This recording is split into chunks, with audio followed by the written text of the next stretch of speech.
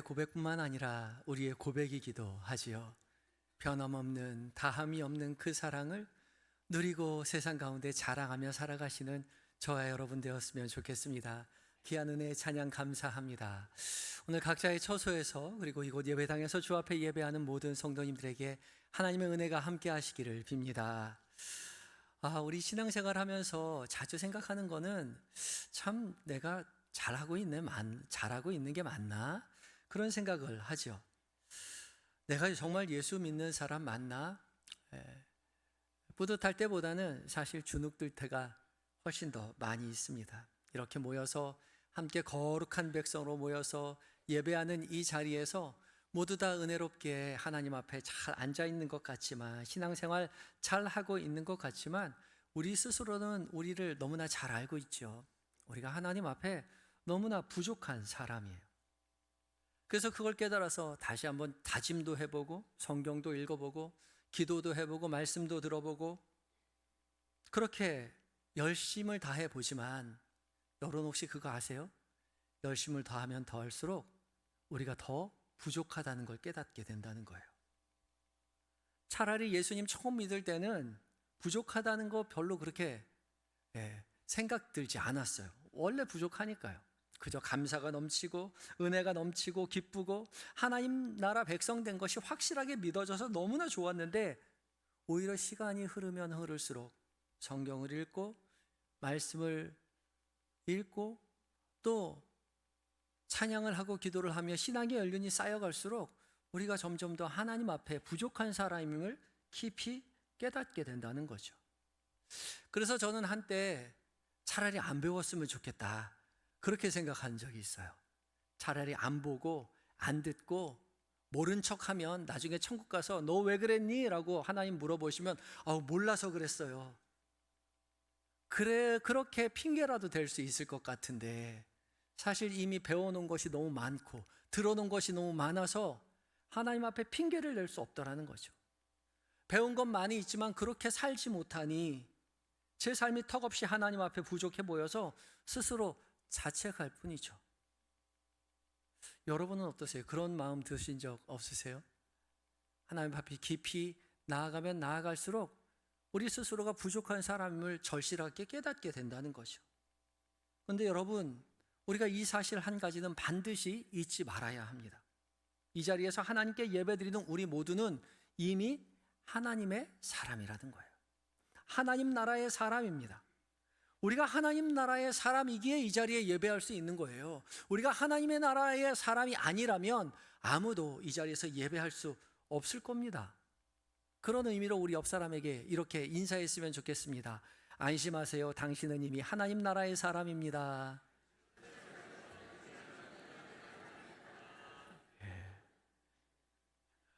우리는 이미 하나님 나라의 사람입니다. 우리 스스로 너무 부족해 보이지만 하나님께서 하나님의 나라의 사람으로 이 자리에 불러주셨어요. 하나님 왜 부족한 우리를 하나님의 사람이라고 그렇게 말씀하고 계시는 걸까요? 오늘 말씀을 함께 나누며 은혜를 누리고자 합니다. 첫 번째 우리가 기억해야 할 것은요, 하나님 나라의 사람은 선발된 엘리트가 아니라 하나님께 부름받은 사람이라는 사실입니다. 함께 읽어봅니다. 시작. 하나님 나라의 사람은 선발된 엘리트가 아니라 하나님께 부름받은 사람입니다. 오늘 함께 봉독한 서신서의 말씀인 고린도전서에서 바울은 고린도 교회 성도들을 향해서 이렇게 말씀하고 있죠. 26절 말씀을 함께 읽어봅니다. 시작. 형제들아, 너희를 부르심을 보라. 육체를 따라 지혜로운 자가 많지 아니하며 능한 자가 많지 아니하며 문벌 좋은 자가 많지 아니하도다. 여러분, 바울은 고린도 교회 성도들을 향해서 너희가 얼마나 잘 믿고 있는지 너희 스스로 한번 살펴봐라, 너희 신앙의 수준을 점검해봐라, 그렇게 말하지 않았어요. 단지 너희를 부르심을 보라 라고 말하죠.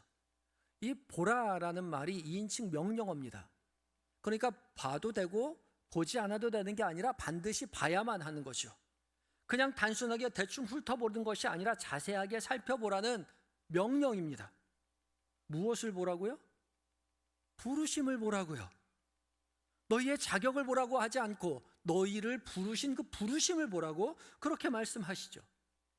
여기서 부르심이라고 번역한 헬라어는 클레오인데, 이 부르다, 호출하다라는 의미를 가지고 있습니다. 그런데 이 단어가요, 우리가 너무나 잘 아는 교회라는 단어, 에클레시아와 어원을 같이 공유합니다.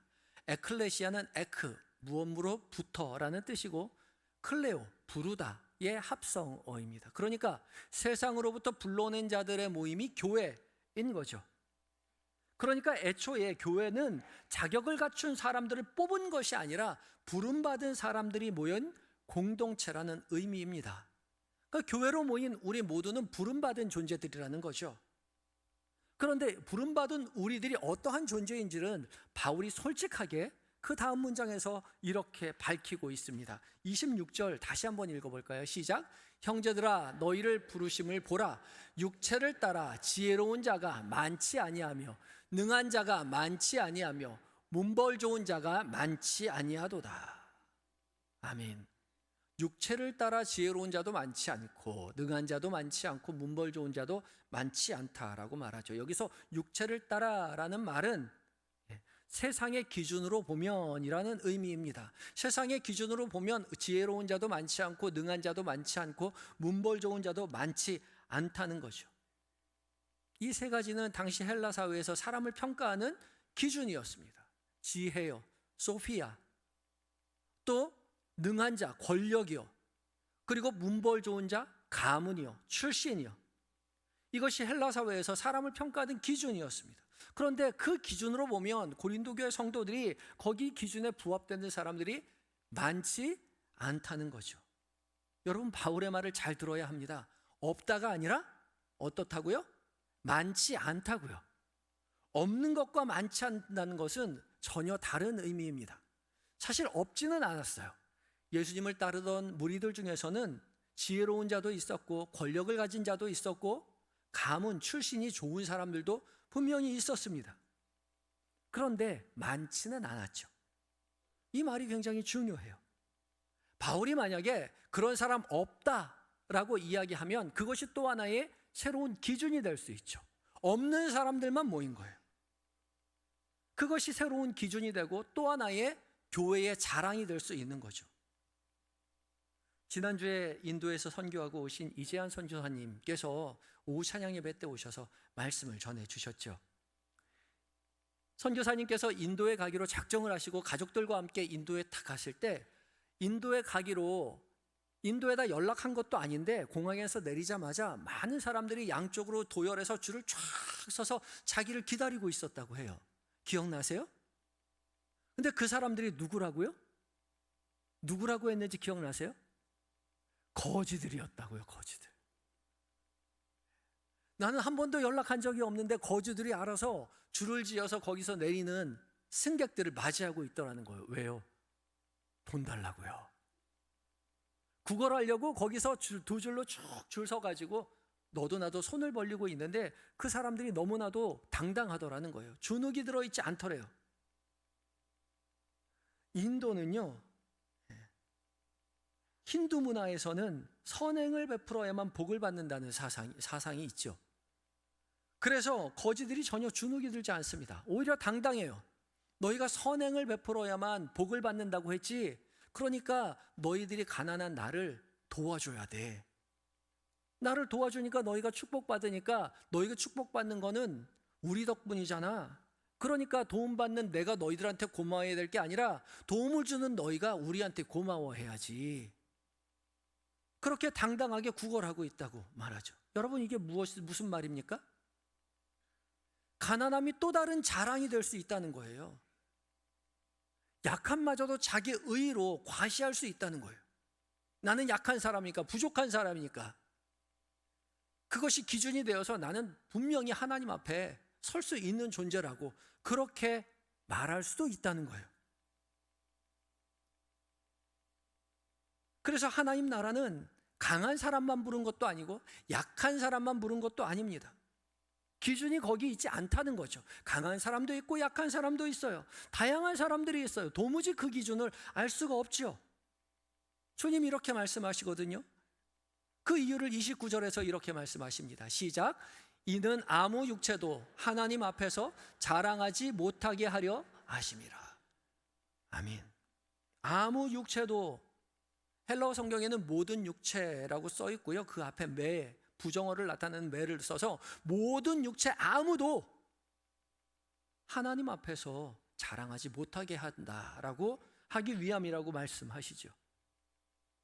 하나님 나라의 사람들은 세상의 어떤 평가 기준에 맞춰서 선발된 사람들이 아니라 하나님의 부르심에 호명된 사람들입니다. 하나님의 나라는 자격 시험에 통과해야만 들어갈 수 있는 나라가 아니라, 가지고 있는 스펙을 증명해 가는 나라가 아니라 오직 부르심으로 말미암아 시작되는 나라인 거죠. 그래서 바울은 너희의 수준을 보아라, 너희의 믿음의 환경을 보아라, 너희가 가지고 있는 스펙을 보아라 라고 이야기하지 않고 너희를 부르심을 보라 라고 말하고 있는 것이죠. 오직 부르심만이 하나님 나라에 들어가는 유일한 이유가 되게 하셨습니다. 그렇기 때문에 하나님 나라에 모여있는 우리 모두는 서로에게 자신의 자격을 얘기할 수 없어요. 자격을 갖추었다고 자랑할 것도 없고 자격을 갖추지 못한 것 같다고 주눅 들을 필요도 없다는 거죠. 우리가 말할 수 있는 건 단 하나예요. 하나님이 우리를 어떻게 했다고요? 부르셨다고요. 부르셔서 여기 앉아있다고요. 우리는 이 말밖에 우리가 할 말이 없어요.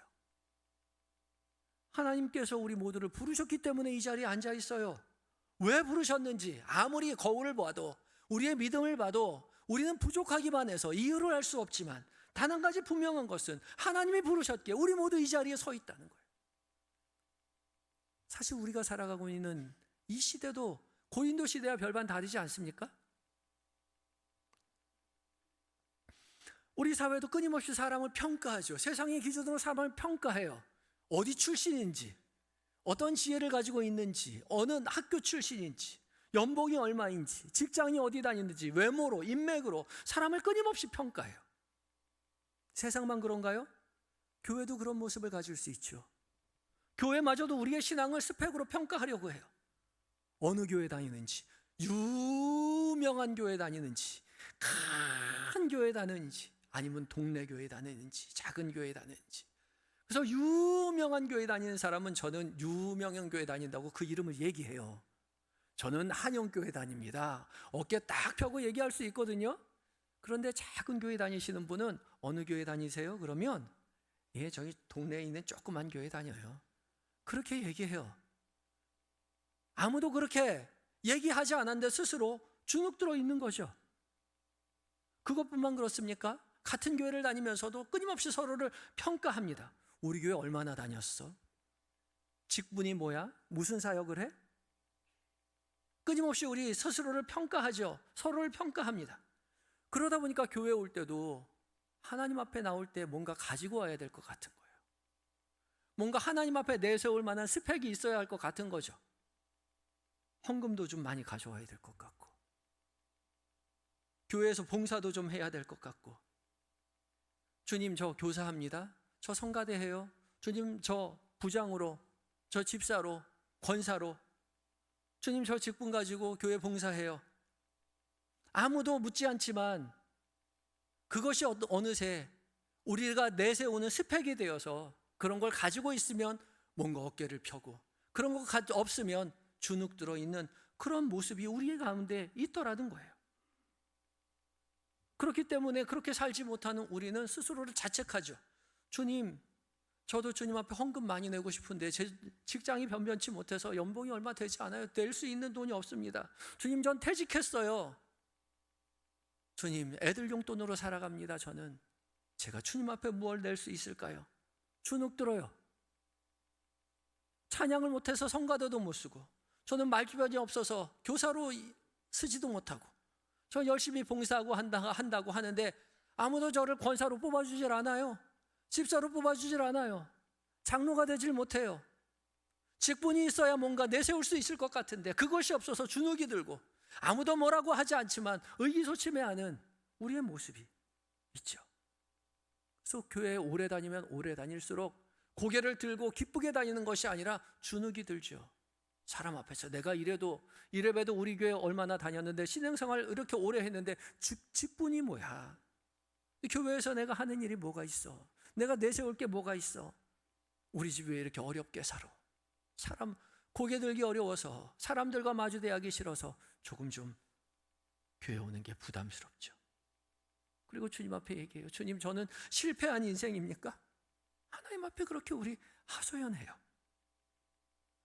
여러분, 그러나 이 모든 것들은 결코 하나님 나라에 들어가는 그런 증명서가 될 수 없어요.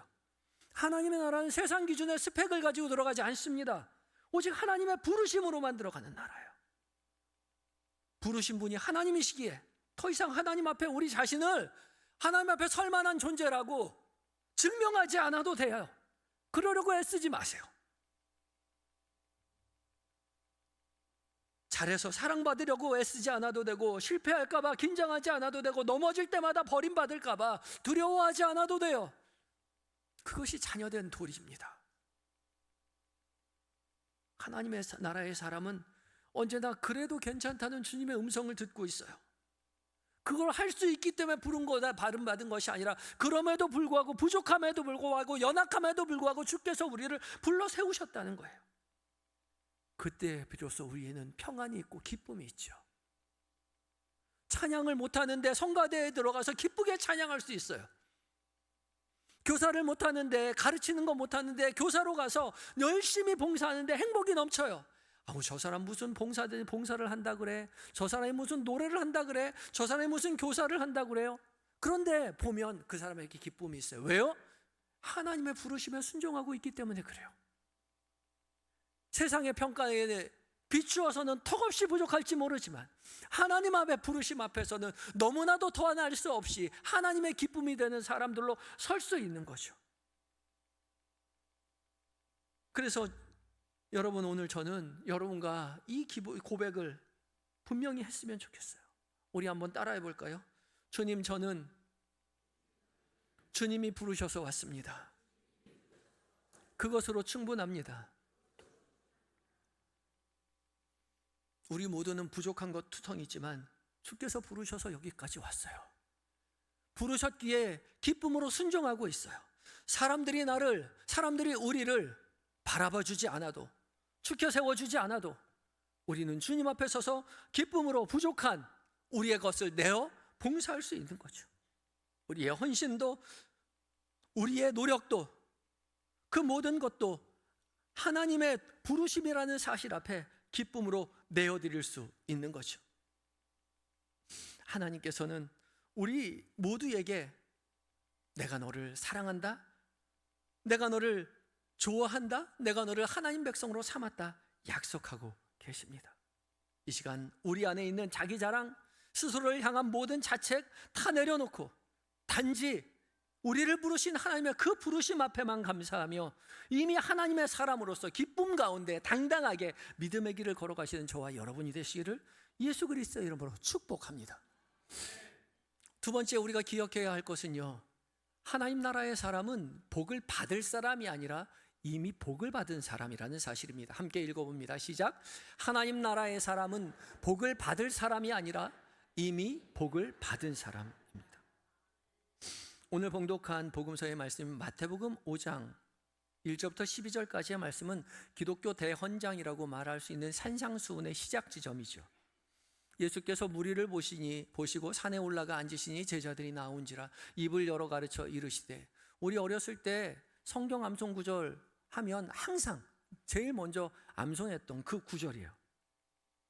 이 앞부분이 마치 그날의 장면을 쉽게 묘사하고 있는 것처럼 그렇게 쉽게 지나치지만 사실은 시내산에서 모세가 하나님의 율법을, 말씀을 받고 있는 장면을 연상시키는 구조로 되어 있습니다.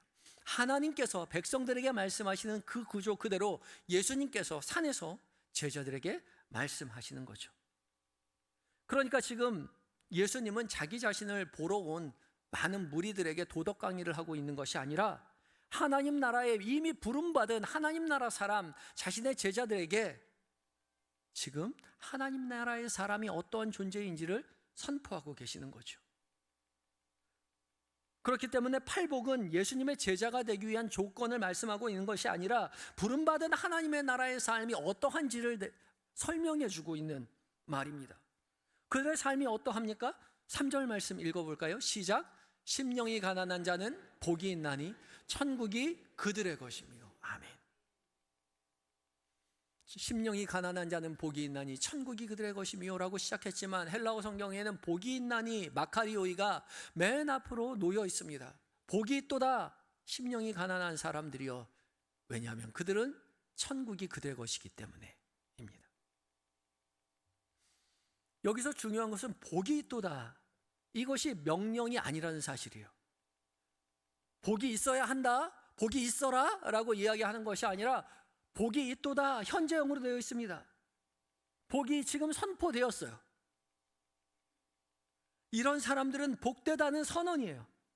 그리고 그 이유를 이렇게 말씀하시죠. 천국이 그들의 것이기 때문에. 이것도 현재형으로 되어 있습니다. 심령이 가난한 자들에게 하나님의 나라가 이미 임해 있다는 거예요. 나중에 임할 것이라는 것이 아니라 임해 있다는 거예요. 현재형입니다. 물질적인 가난이 아니라 심령의 가난입니다. 푸뉴마, 영의 가난을 말하고 있죠. 하나님 앞에서 목말라 있는 거예요. 하나님 앞에서, 부르신 주님 앞에서 제 영혼이 갈급합니다. 하나님 앞에 제가 내세울 것이 아무것도 없습니다. 주님 저를 도와주십시오. 하나님 앞에 갈망하는 그 자가 이미 하나님 앞에 있는 자이기에 하나님의 나라의 복을 이미 경험하고 있는 자라는 거예요. 그리고 예수님은 계속 이어가시죠. 애통하는 자, 온유한 자, 의에 줄이고 목마른 자, 긍휼히 여기는 자, 마음이 청결한 자, 화평케 하는 자, 의를 위하여 박해를 받는 모든 자들이 이미 복이 있는 자들이라고 선언하십니다. 이 말씀은 조금 전에 고린도전서에서 말하는 세상에 자랑할 것 하나 없는 사람들하고 일맥상통하죠. 세상의 기준으로 보면 결코 복받은 사람들이 아닙니다. 실패한 사람 같고 가진 것 없어 보이고 약하고 부족해 보이는 사람들이에요. 복도 없는 사람들이라고 말해도 충분한 이해가 될 만한 그런 사람들이에요. 그런데 복이 있다는 거예요. 그것도 하늘의 복이 있다는 거예요. 나중에 있다는 것이 아니라 지금 그 자리에 있다는 거죠. 이 팔복의 마지막 선언, 더욱더 분명하게 이 사실을 다시 한번 말씀하십니다. 10절 말씀도 읽어보는데요. 함께 읽습니다. 시작. 의를 위하여 박해를 받는 자는 복이 있나니 천국이 그들의 것임이라. 아멘. 의를 위하여 박해를 받고 있어요. 의는 하나님의 다스리심, 하나님의 통치를 인정하는 것이고 결국은 예수 그리스도의 통치를 인정하는 삶입니다. 그런데 박해를 받는 자가 복이 있다고요. 왜냐하면 천국이 그들의 것이기 때문에. 여기도 현재형입니다. 박해를 받고 있는데 그는 이미 하나님 나라의 사람이라는 거죠. 지금은 박해받고, 지금은 손해보는 것 같고, 지금은 조롱받고 있고, 세상의 기준으로 보면 아무것도 가진 것이 없는 불쌍한 사람처럼 보이지만 그는 이미 하나님의 부르심을 받은, 하나님 나라 기준으로 보면 이미 하나님 나라의 시민이요 하늘의 복을 받고 있는 사람들이라는 거예요. 사실 예수님 시대도 그랬지만 우리 시대 관점으로도 보아도 팔복의 모든 사람들은 복받은 사람이라고 말하기에는 턱없이 부족한 사람입니다. 경쟁사회 속에서, 능력사회 속에서, 스펙이 인생을 좌울 것 같은 현실 속에서 전혀 경쟁력 없는, 박해만 받고 고난만 당하는 그런 사람들이에요. 그런데 예수님은 이런 사람들에게서 복되다라고 왕의 자리에 서서, 하나님 나라에 다스리시는 왕의 자리에 앉으셔서 하나님 나라에 부름받은 자들에게 말씀하고 계시는 거죠. 혹시 여기 계신 분들 중에 그런 생각 가지고 사시는 분이 계실지도 모르겠습니다. 왜 나는 예수 열심히 있는데 자랑할 게 아무것도 없을까? 나는 왜 되는 일이 하나도 없을까? 왜 나는 늘 부족하고 모자라고 뒤처지기만 하는 걸까? 세상이 바라보는 그 시선으로 우리 스스로를 바라보고 우리 스스로가 실패한 인생이라고 규정짓지만, 그러나 주님은 우리에게 단호히 말씀하시는 거예요. 천국이 너희들의 것이다. 너희가 하늘의 복을 이미 받고 있다. 걱정하지 말아라. 염려하지 말아라. 하나님을 간절히 찾는 자는 이미 천국을 가진 사람이다. 주님 우리에게 말씀하고 계세요. 그러니 여러분, 하나님의 부르심을 받아 이 자리에 앉아있는 우리가 해야 할 일은 분명합니다. 더 이상 세상의 기준으로 우리를 바라보지 않는 거예요. 내 직장, 내 연봉, 내 학교, 내 집, 내 과거, 내 실패가 나를 규정하지 못하도록 막아서는 일입니다. 세상은, 사탄은 우리를 세상의 기준을 가지고 평가하지만 우리는 대신 이렇게 고백해야 하죠. 나는 약해 보이지만 하나님 앞에서 나는 이미 복을 받은 자들이다. 나는 연약하지만 주께서 나와 함께 하시기에 나는 천국 시민이다. 그렇게 당당하게 말할 수 있어야 돼요. 그 복을 누릴 수 있어야 합니다. 지금 삶의 자리에서 약함 때문에 낙담하고 계시는 분들, 걱정하고 근심하고 염려하시는 모든 분들, 주께서 우리에게 말씀하고 계시는 거죠. 염려하지 말라고요. 걱정하지 말라고요. 하나님 나라가 너희의 것이라고요. 하늘의 복이 너희에게 임하고 있더라고요. 그래서 평안하라고요. 기뻐하라고요. 하늘의 상이 크다고요. 이 사실을 기억하시는 여러분들 되셔야 합니다. 사랑하는 한영의 성도 여러분, 누가 하나님 나라 사람입니까?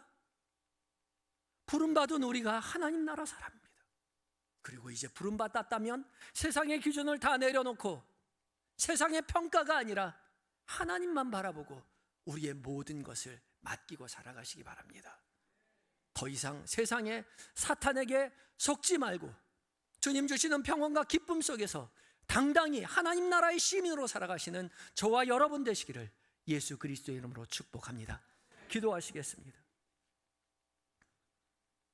우리의 유일한 구원자 되시는 주님, 부족한 우리를 불러 하나님 나라의 자리에 앉게 하여 주시니 감사합니다. 무엇을 잘해서가 아니라 오직 하나님의 은혜와 부르심으로 하나님 나라 사람 되었음을 오늘 이 시간 고백합니다. 우리 안에 남아있는 세상을 향한 자랑과 비교와 하나님 자책을 다 내려놓게 하시고 세상의 평가 기준이 아니라 오직 하나님의 부르심 앞에 기쁨으로 순종하여 평안 가운데, 기쁨 가운데 하나님만 바라보며 살아가는 우리 모두가 되게 하여 주시옵소서. 천국이 이미 우리의 것임을 믿으며 오늘도 우리의 삶 가운데 담대히 살아가는 은혜를 누리게 하여 주시옵소서. 우리를 불러 주님의 백성으로, 시민으로, 천국 시민으로 세우신 예수님의 거룩하신 이름으로 기도드립니다. 아멘.